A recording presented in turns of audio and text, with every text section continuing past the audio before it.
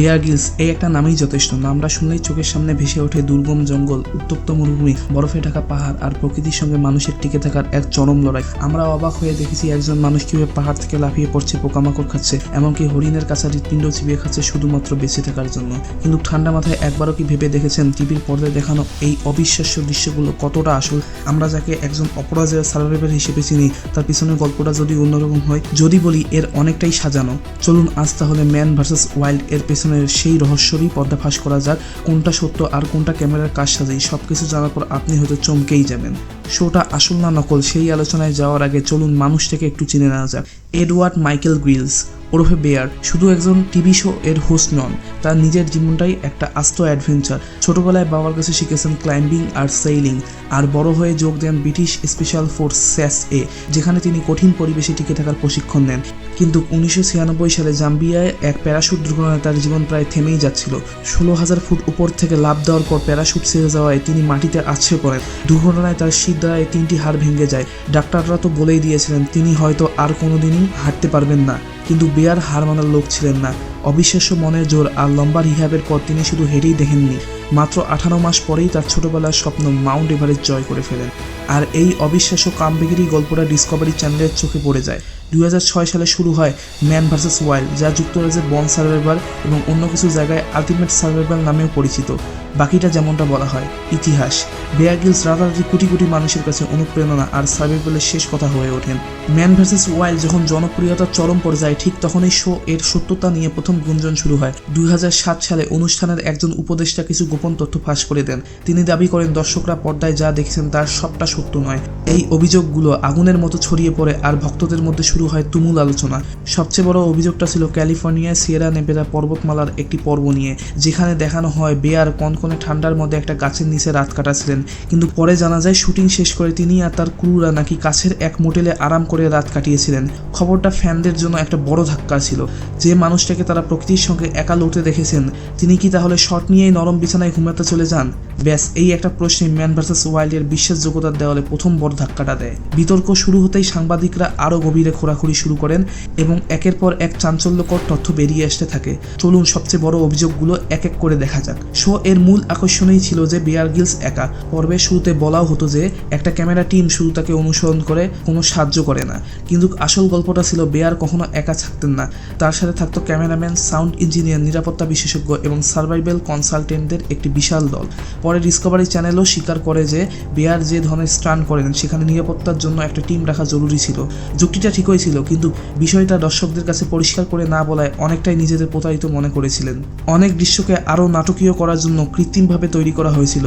যেমন হাওয়াইয়ের মাউন্ট কিলাওয়ে আগ্নেয়গিরির একটি পর্ব দেখানো হয়ে বেয়ার বিষাক্ত সালফার ডাইঅক্সাইড গ্যাস আর গরম লাভা স্রোতের মধ্যে দিয়ে যাচ্ছেন। পরে জানা যায় ওই বিষাক্ত ধোঁয়া আসলে স্মোক মেশিন দিয়ে তৈরি করা হয়েছিল, আর লাভার উজ্জ্বলতা বাড়ানোর জন্য বাইরে থেকে গরম কয়লা এনে ফেলা হয়েছিল। আরেকটা বিতর্ক তৈরি হয়েছিল সিয়েরা নেভাদার সেই পর্বটি নিয়ে, যেখানে বেয়ারকে কয়েকটি বুনো ঘোড়ায় চড়তে দেখা যায়। কিন্তু পরে জানা যায় ঘোড়াগুলো মোটেও বুনো ছিল না, বরং পাশের এক খামার থেকে ট্রাকে করে শুটিংয়ের জন্য নিয়ে আসা হয়েছিল। একটি পর্বে দেখানো হয় বেয়ার এক নির্জন দ্বীপে আটকা পড়ে বাঁশ আর পাম পাতা দিয়ে একটা ভেলা বানাচ্ছেন। দেখে মনে হয় তিনি নিজের বুদ্ধিতেই সবটা করেছেন, কিন্তু পরে জানা যায় একজন কনসালটেন্টের নেতৃত্বে একটা টিম আগেই ভেলাটা তৈরি করেছিল। তারপর সেটাকে খুলে ফেলা হয় যাতে বেয়ার ক্যামেরার সামনে আবার জোড়া লাগিয়ে সেটা দেখাতে পারেন। এখানেই শেষ নয়, যে দ্বীপটিকে নির্জন বলা হয়েছিল সেটি আসলে হাওয়াই দ্বীপপুঞ্জের একটি অংশ ছিল এবং শুটিং শেষ করে সবাই কাছের এক হোটেলে গিয়েই রাত কাটান। এসব তথ্য সামনে আসার পর প্রশ্ন ওঠে, শো এর উদ্দেশ্য কি আসলেই সার্ভাইভাল শেখানো নাকি শুধু বিনোদন দেওয়া? বেয়ারের দেখানো কিছু কৌশল নিয়েও বিশেষজ্ঞরা প্রশ্ন তোলেন, যেমন হাতির মল চিপে জল বের করে পান করার দৃশ্যটা ব্যাপক সমালোচিত হয়। সার্ভাইভাল ম্যান খ্যাত লেস ট্রাউডের মতো বিশেষজ্ঞরা বলেন এটা একটা বিপজ্জনক ভুল তথ্য। যদি আগে থেকে বোতলে জল দিয়ে মলটি ভিজিয়ে না রাখে তাহলে ওভাবে জল পাওয়া প্রায় অসম্ভব এবং এটি খেলে মারাত্মক অসুস্থ হওয়ার ঝুঁকি থাকে। বোঝাই যাচ্ছিল শো এর মূল উদ্দেশ্য শুধু জ্ঞান দেওয়া ছিল না, বরং দর্শকদের জন্য একটা উত্তেজনাপূর্ণ প্যাকেজ তৈরি করাও ছিল। ব্যাপক সমালোচনার মুখে বেয়ার গ্রিলস এবং ডিসকভারি চ্যানেল দুজনেই তাদের অবস্থান পরিষ্কার করে।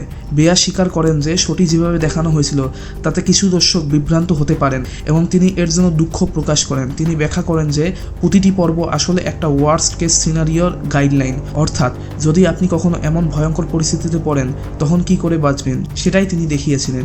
ডিসকভারি চ্যানেলেও জানায় যে এরপর থেকে তারা দর্শকদের কাছে 100% স্বচ্ছ থাকবে। পরের পর্বগুলোতে তাই একটি ডিসক্লেমার যোগ করা হয় যেখানে বলা হয় বেয়ার গ্রিলস কিছু দৃশ্য বিশেষজ্ঞদের তত্ত্বাবধান এবং নিরাপত্তার কথা মাথায় রেখে পরিকল্পনা মাফিক করেন। তাহলে শেষ কথা কি, বেয়ার গ্রিলস কি একজন প্রতারক? ম্যান ভার্সেস ওয়াইল্ডের আগাগোড়া কি নকল? উত্তরটা হয়তো হ্যাঁ বা নাতে দেওয়া সম্ভব নয়। এটা সত্য যে শোয়ের অনেক কিছুই সাজানো ছিল এবং নাটকীয় করার জন্য বাড়াবাড়ি করা হয়েছিল। বেয়ার একা ছিলেন না, সব বিপদও আসল ছিল না, কিন্তু তার মানে এই নয় যে বেয়ার গ্রিলসের দক্ষতা নকল। তার স্পেশাল ফোর্সের ট্রেনিং, মাউন্ট এভারেস্ট জয় বা তার শারীরিক ক্ষমতা, এগুলো নিয়ে কোনো প্রশ্নই ওঠে না। তিনি সত্যি বরফ ঠান্ডা জলে ঝাঁপ দিয়েছেন, জ্যান্ত পোকামাকড় খেয়েছেন এবং এমন সব স্টান্ট করেছেন যা সাধারণ মানুষের পক্ষে সম্ভব নয়। আসলে ম্যান ভার্সেস ওয়াইল্ড কোনো ডকুমেন্টারি ছিল না, এটা ছিল বাস্তব দক্ষতার উপর ভিত্তি করে বানানো একটা বিনোদনমূলক শো। এর উদ্দেশ্য ছিল টিকে থাকার কৌশলগুলোকে একটা টান টান গল্পের মাধ্যমে মানুষের কাছে পৌঁছে দেওয়া। নিরাপত্তা আর বিনোদনের জন্য কিছু জিনিস সাজানো হলেও এর পিছনের জ্ঞান আর বেয়ার গ্রিলসের সাহসটা কিন্তু আসল ছিল। সুতরাং শোটি 100% বাস্তব না হলেও একে পুরোপুরি নকল বলাটা হয়তো ঠিক হবে না। এটা ছিল বাস্তবতা আর বিনোদনের এক দারুণ ককটেল যা টেলিভিশনের জগতে এক নতুন ধারার জন্ম দিয়েছে। তো পুরোটা শোনার পর আপনার কি মনে হচ্ছে, ম্যান ভার্সেস ওয়াইল্ড কি দর্শকদের সঙ্গে প্রতারণা করেছে? কমেন্ট সেকশনে আপনার মতামত অবশ্যই জানাবেন। আজকের এই বিশ্লেষণ যদি আপনাদের ভালো লেগে থাকে তাহলে ভিডিওটি আপনার সেই বন্ধুদের সাথে শেয়ার করুন যারা বেয়ার গ্রিলসের ফ্যান। আর এই ধরনের আরও রহস্যের পর্দাফাঁস দেখতে চাইলে আমাদের চ্যানেলটি সাবস্ক্রাইব করতে ভুলবেন না। ধন্যবাদ।